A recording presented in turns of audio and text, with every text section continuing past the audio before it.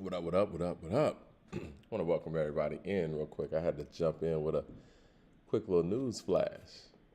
Shout out to everybody out there. Want to make sure that everybody tunes in to Mic Check tonight at 6 o'clock. Can everybody hear me well? Hopefully people are getting their notifications and they're getting in the room properly. Let's see. Let me make sure everything's good here. Almost had a little flash. Say, yeah, thumbs up. Let me know it's good. Let me know it's good up in here. Shout out to everybody coming in. Shout out to everyone coming in. I think we're on now. I think we're on live. Let me know in the chat if you're there. Let me know if you're there. Wow, I don't know if people are getting their notifications, but hey, whatever. All right, we got 19 people in here. I think that's what's happening. All right. So I ain't going to be on here too long. But I did want to address this because people think Mike D is crazy. They think that I'm just out here hating on somebody, this, that, and the third. That is not the case. Got love for everybody. But when I saw this come down my timeline, it's an article from Hip Hop DX. And I want to go through this with the people. Shout out to Busy B in the room. I want to go through this with the people, man. To kind of give context to this, I have countlessly. The audio's up? Okay. Is the audio better now? Let me know if the audio is better now. Maybe I need to speak up. Let me know if the audio is better now. Thumbs up if the audio is better. Mr. Phillips, let me know if the audio is better on your end. All right, here we go. So anyway, countless times on this channel, Mike D, myself, I have said that how can M be from Detroit and not rhyme over a Dilla track? Now, this is in context of me saying that rhythmically, M has issues actually rhyming over, production that is rhythmically based. I have said on this channel that he has constantly ran from DJ Premier produced tracks. He has never rhymed over a Dilla track, and Dilla's one of the greatest beat makers ever, right? And to be from Detroit and be a top-notch MC from Detroit and have never rhymed over a Dilla-produced track is an issue. Even the youngsters, I don't want to say the youngsters, but the people who weren't even in the rap game when Dilla was thriving, alive, and operating at his highest level have even gone back and rhymed over Dilla tracks. Big Sean's one of them. What's his name? Sorry, Joey Badass is definitely another one, right?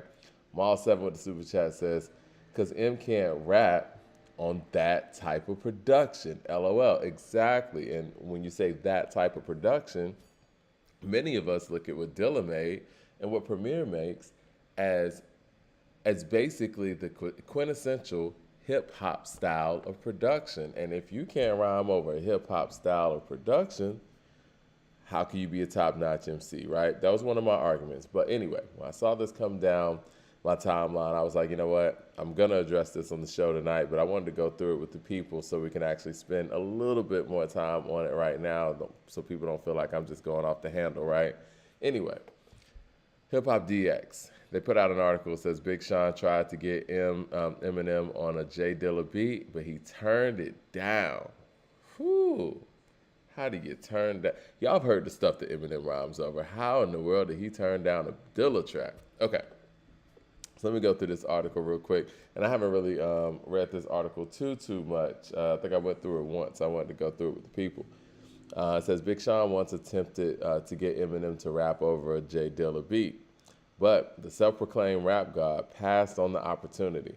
In a new cover story by Essence, the Detroit rapper opened up about working with Slim Shady on his 2020 album, Detroit 2. The pair collaborated on the Motor City Posse cut Friday Night Cypher, along with T Grizzly, Cash Doll, Cash Kid, Payroll, 42 Doug, Boldy James, Drago, Sada Baby, and Royce 5'9". But it wasn't the first idea that he had in mind. Sean got his hands on an unreleased J Dilla beat for the project and sent it to Eminem, but the song never materialized, despite Eminem liking the instrumental. So he liked the instrumental, but didn't get on it.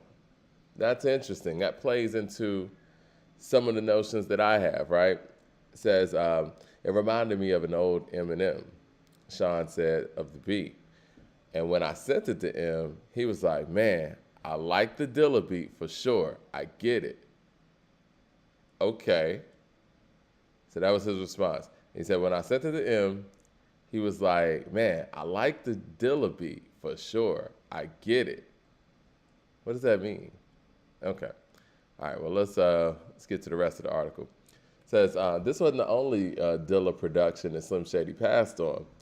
D12's Mr. Porter previously revealed that A Tribe Called Quest's Get a Hold from their 1996 album Beats, Rhymes, and Life originally belonged to Eminem. Now, I'm going to need to see receipts on this. I'm going to need to see receipts on this. Okay. He said he had the illest song to that beat.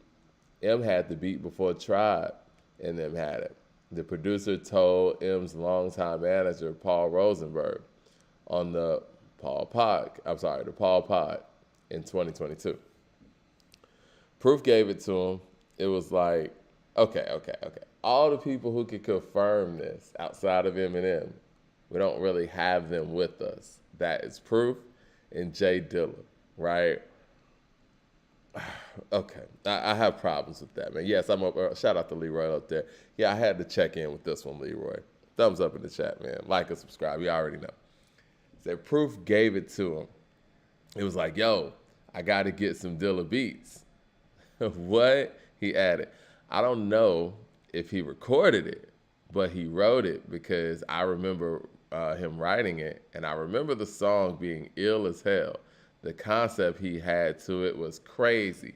Listen, we need Eminem to speak up about this situation and about this actual song and about this concept, and I want to hear the record. Y'all know what the Get a Hold beat sounds like. It's actually one of the stronger beats on Beats, Rhymes, and Life. I actually listened to it yesterday.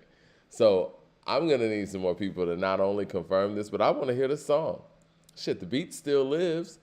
And if he still had the concept and know what he did to the song, why can't we hear it? Now, this situation is such a interesting situation because not only did, Mr. Porter say he heard the song and the concept was crazy and this and that, but he doesn't know if he recorded it or not.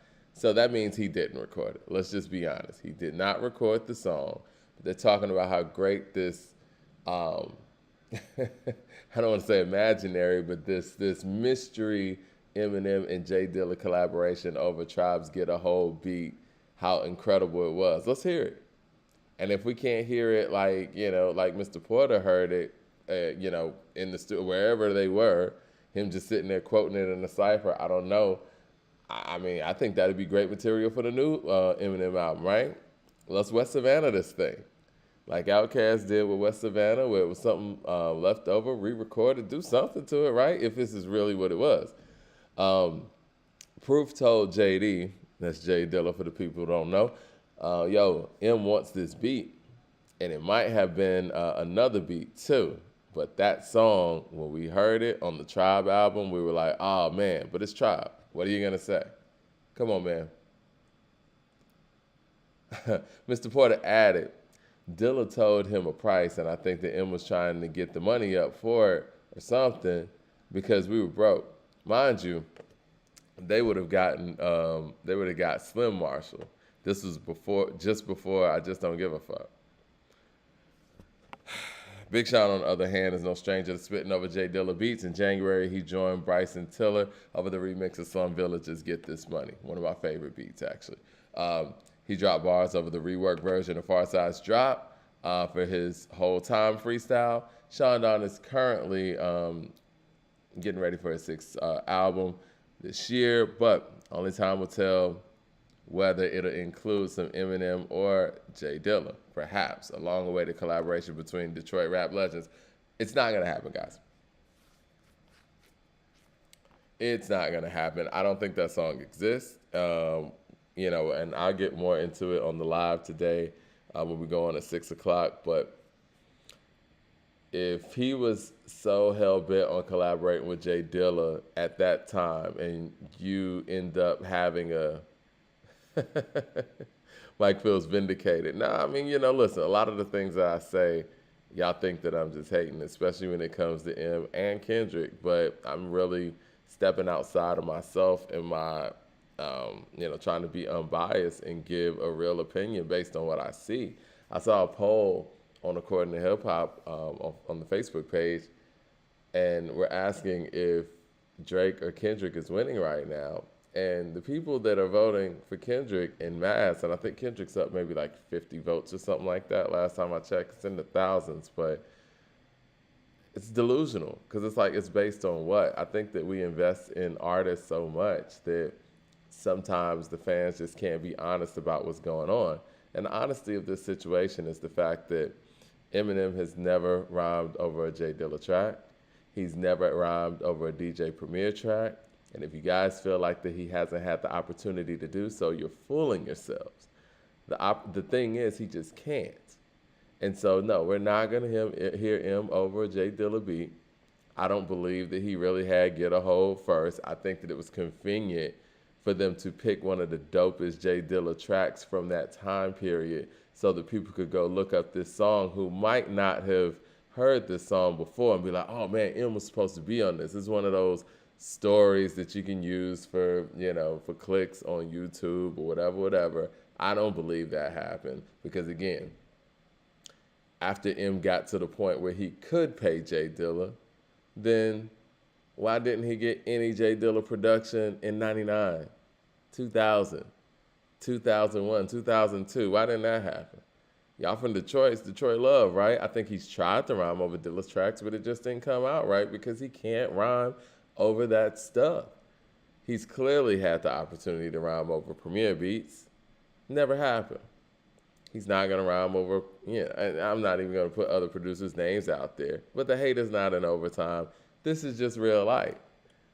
And again, you can't be a top 10 hip-hop MC all time in hip-hop and not be able to rhyme over some of our quintessential people's beats.